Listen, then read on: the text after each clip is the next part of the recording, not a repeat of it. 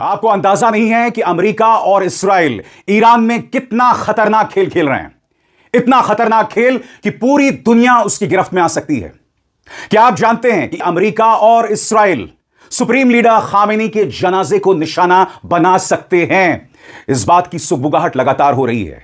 इस बात को लेकर रहस्यों का घेरा है और आपको समझना पड़ेगा कि सुप्रीम लीडर खामेनी के जनाजे को आखिर इस्राइल और अमेरिका क्यों निशाना बनाना चाहते हैं। नंबर 1, ईरान का पूरा टॉप लीडरशिप वहां मौजूद है। याद कीजिएगा इस्राइल ने क्या कहा था।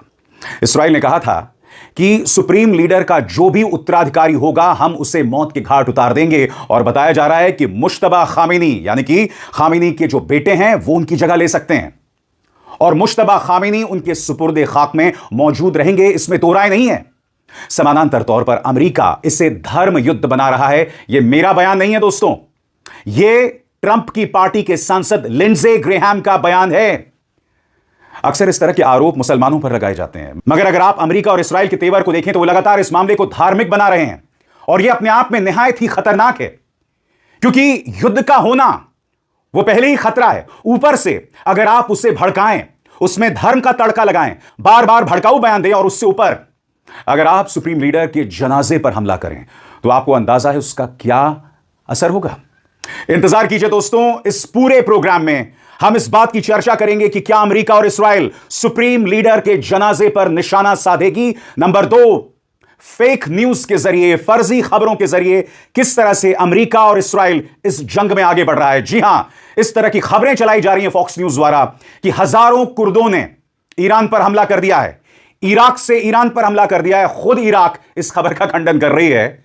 हम उसकी चर्चा करेंगे, मगर सबसे पहले क्या गुंजाइश है कि सुप्रीम लीडर के जनाजे पर हमला किया जा सकता है। अब तक जो जानकारी मौजूद है वो जानकारी मैं आपके सामने ला रहा हूं और एक बार फिर इस मंच पर हम तथ्यों के आधार पर आप तक जानकारी लाते हैं। मैं उन बाकी पत्रकारों की तरह नहीं हूं जो कुछ लोगों को भड़काने के लिए या फिर उनके इमोशंस के साथ खेलने के लिए आपको सब्ज बाग दिखाऊं या गलत तस्वीर पेश करूं।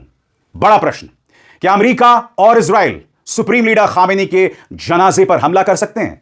गौर फरमाएं, सिर्फ सैन्य नजरिए से देखें तो खामेनी का जनाजा जैसे बड़ा, तय समय और जगह वाला कार्यक्रम निशाना बनाया जा सकता है, लेकिन मौजूदा रिपोर्ट्स बताती हैं कि ईरान इस खतरे को कम करने के लिए काफी सख्त सुरक्षा इंतजाम कर रहा है और ज्यादातर गंभीर विश्लेषकों का मानना है कि ऐसा हमला बहुत बड़ा तनाव बढ़ाने वाला कदम होगा, इसलिए इसकी संभावना कम मानी जा रही है। जनाजे के बारे में अब तक क्या जानकारी मौजूद है, गौर फरमाएं। ईरान ने तेहरान के इमाम खुमैनी मुसल्ला में बड़ा सार्वजनिक कार्यक्रम रखने की योजना बनाई थी, जिसके बाद मशहद में इमाम रजा के मजार पर उन्हें दफनाया जाना था। लाखों लोगों के आने की उम्मीद थी, जिससे एक बहुत बड़ा और स्थिर लक्ष्य बन सकता था। अब सरकारी मीडिया के मुताबिक सार्वजनिक शोक समारोह को टाल दिया गया है। आधिकारिक कारण लॉजिस्टिक और भीड़ बताया गया है, लेकिन कई रिपोर्ट्स कहती हैं कि सुरक्षा चिंता भी बहुत बड़ा कारण है। तेहरान और मशहद दोनों जगह भारी सुरक्षा बढ़ाई जा रही है ताकि किसी बाहरी हमले या अंदरूनी अशांति से निपटा जा सके। और वो सवाल, क्या अमेरिका और इस्राइल वाकई इस जनाजे पर प्रहार कर सकते हैं? आसान लफ्जों में इसका जवाब, इस्राइल पहले ही दिखा चुका है कि वह ईरान के अंदर शीर्ष नेतृत्व को निशाना बनाने से नहीं चिकता, जैसा कि उस हमले में हुआ जिसमें खामेनी और कई वरिष्ठ सुरक्षा अधिकारी मारे गए। इस्राइल के रक्षा मंत्री ने भी यह कहा कि खामेनी के बाद जो भी नेता बनेगा वो भी निशाना बन सकता है। सैन्य रूप से देखें तो जनाजे पर हमला संभव है, क्योंकि समय और जगह पहले से पता होगी। कई बड़े नेता एक जगह मौजूद होंगे, लेकिन ऐसा हमला हजारों नागरिकों और विदेशी मेहमानों की मौत का कारण बन सकता है। इसलिए ज्यादातर विश्लेषक मानते हैं कि यह एक ऐसी रेड लाइन होगी जिससे बहुत बड़ा युद्ध भड़क सकता है। यानी कि सरल शब्दों में अमेरिका और इस्राइल ऐसा नहीं करेंगे।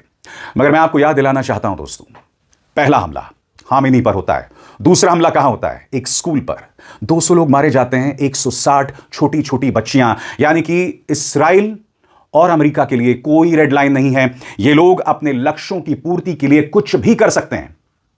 इससे पहले कि मैं आगे बढ़ूं, मैं आपको सुनाना चाहता हूं कि अमेरिकी सांसद लिंडसे ग्रेहाम क्या कह रहे हैं। वो इसे धर्म युद्ध बता रहे हैं। यह अपने आप में निहायत ही खतरनाक बयान है दोस्तों। मैं फिर कह दूं, अगर हम इसे धर्म के आधार पर बांटने की कोशिश करेंगे तो हर गुजरते लम्हे के साथ हम इस दुनिया को एक बहुत बड़े खतरे की तरफ ढकेल रहे हैं। इसके बाद तमाम मुस्लिम देशों में जो गैर मुस्लिम लोग हैं वो निशाने पर आने वाले हैं और यह खतरनाक खेल कोई और नहीं, ट्रंप और नेतन्याहू खेल रहे हैं। सुनिए लिंडसे ग्रेहाम ने क्या कहा। This is a religious war. Who wins it at the end of the day? Do the radical Islamic terrorists who want to kill all the Jews because God told them to? Who want to kill me because I'm an infidel? who want to purify Islam, to reject moderation and make everybody a jihadist. This is a big deal. I'll deal with Section 230. So what we're facing right now is a moment of decision that will set the course of the future of the Mideast for 1,000 years. अब आपके जहन में सवाल होगा कि Iran इस जनाजे को क्यों टाल रहा है? स्वाभाविक सा जवाब है क्योंकि उससे इस बात की आशंका है कि इस्राइल हमला कर सकता है। और इस बारे में क्या मालूमात हैं? गौर फरमाया जाए। कई विश्लेषकों का मानना है कि जनाजा टालने का एक बहुत बड़ा कारण सुरक्षा है। 1989 में खुमैनी के जनाजे में करीब 1 करोड़ लोग आए थे और आज हालात पहले से ज्यादा तनावपूर्ण है। इसलिए ईरान समय लेकर एयर डिफेंस मजबूत कर रहा है, उड़ानों के रास्ते नियंत्रित कर रहा है, भीड़ और सुरक्षा व्यवस्था को व्यवस्थित कर रहा है, कुछ कार्यक्रम को ज्यादा सुरक्षित या गुप्त जगहों पर शिफ्ट करने पर विचार कर रहा है। इस वक्त कौन कौन सी थ्योरीज चल रही हैं दोस्तों, आपका ध्यान मैं खींचना चाहूंगा। पहली थ्योरी, फ्यूनरल किल बॉक्स। क्या है यह पहली थ्योरी, फ्यूनरल किल बॉक्स? गौर फरमाया जाए।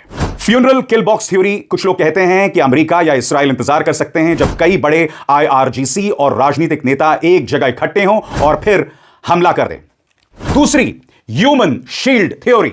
दूसरी राय यह है कि ईरान खुद ही जनाजे को ऐसा बड़ा कार्यक्रम बना रहा है जिसमें लाखों लोग हों, ताकि अगर हमला हो तो दुनिया में उसे नागरिकों का नरसंहार माना जाए। उसके बाद तीसरी, सिर्फ शैडो वॉर थ्योरी। क्या है ये शैडो वॉर थ्योरी? कई पश्चिमी विश्लेषकों का मानना है कि अमेरिका और इस्राइल जनाजे पर हमला नहीं करेंगे, बल्कि आसपास मिसाइल ठिकानों, IRGC बेस और कमांड सेंटर्स को निशाना बनाते रहेंगे।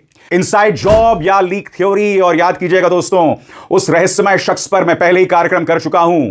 खामेनी को बगैर एक इनसाइड लीक के नहीं मारा जा सकता, और वो जो इनसाइड जॉब है उसकी छाया इस जनाजे पर भी पड़ रही है। कैसे? गौर फरमाएं।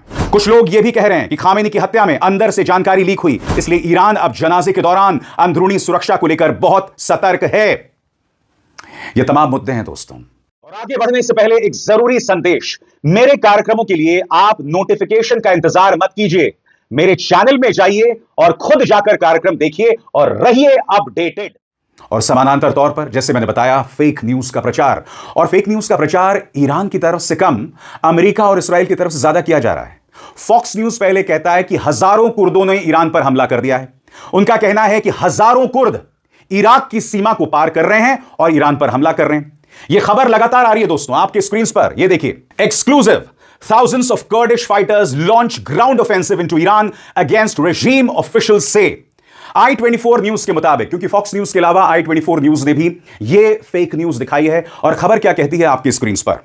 ईरानी कुर्दिस्तान की coalition of political forces of Iranian Kurdistan यानी CPFIK के एक अधिकारी का कहना है कि इराक में मौजूद कुर्द हथियारबंद समूहों ने ईरान की सरकारी फौजों के खिलाफ सैन्य कार्रवाई शुरू कर दी है।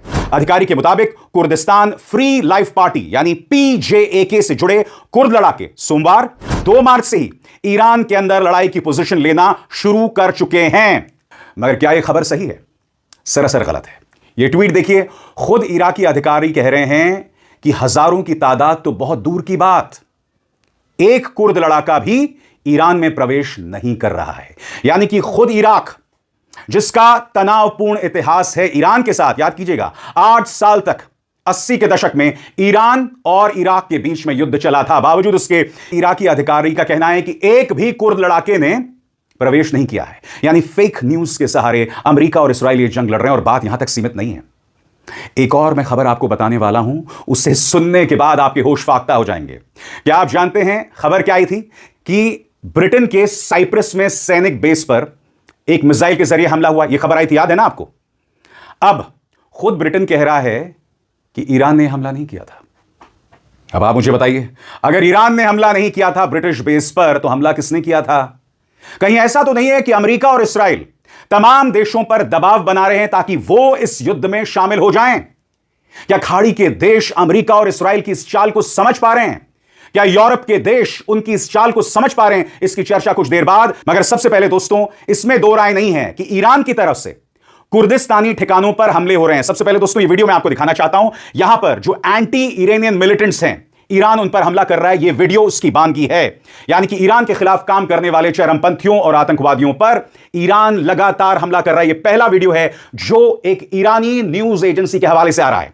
अब दूसरा, सुलेमानिया, इराक के अंदर सुलेमानिया है, वहां पर ईरानी जवाब दिया जा रहा है।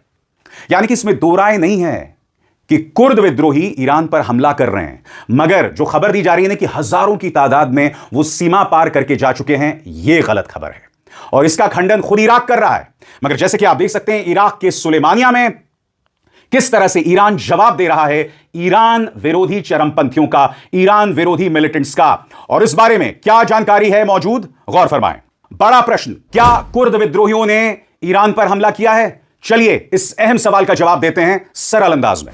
एक छोटा सा जवाब, कुछ कुर्द हथियारबंद समूह सच में ईरान के अंदर ईरानी ठिकानों पर हमला कर रहे हैं, लेकिन यह जो खबर चल रही है कि हजारों इराकी कुर्दों ने इराक से ईरान में घुसकर हमला किया, उसे इराक और कुर्द अधिकारी दोनों ने जोर से नकार दिया है। इसलिए पूरी तस्वीर अभी थोड़ी उलझी हुई है और राजनीतिक बयानबाजी से भरी हुई है। इसलिए जानना बहुत जरूरी हो जाता है कि कुर्द समूह क्या कह रहे हैं। कुर्द विपक्षी संगठन जैसे कि पीडीके, कोमाला, पीएके, पीजेएके कह रहे हैं कि उन्होंने ईरान के कुर्द इलाकों में हमले बढ़ा दिए हैं।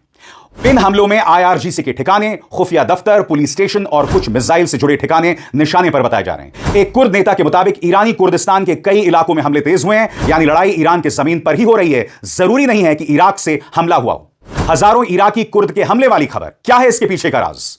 कुछ मीडिया रिपोर्ट्स में कहा गया है कि इराकी कुर्दिस्तान से हजारों कुर्द लड़ाके ईरान में घुस गए हैं और जमीनी हमला शुरू कर दिया है, लेकिन इन रिपोर्ट्स में अक्सर पक्के सबूत, यूनिट्स या लड़ाई के नतीजों की साफ जानकारी नहीं दी गई है। इस बारे में बहुत जरूरी हो जाता है जानना कि इराकी और कुर्दिस्तानी सरकार क्या कह रही है। गौर फरमाएं, एक कुर्द विपक्षी नेता ने कहा है कि इराकी जमीन से हमला शुरू होने की बात गलत और बेबुनियाद है। कुर्दिस्तान रीजनल गवर्नमेंट केआरजी के एक वरिष्ठ अधिकारी ने कहा कि एक भी इराकी कुर्द सीमा पार नहीं गया और उनका इलाका ईरान के खिलाफ युद्ध का मोर्चा नहीं बनेगा।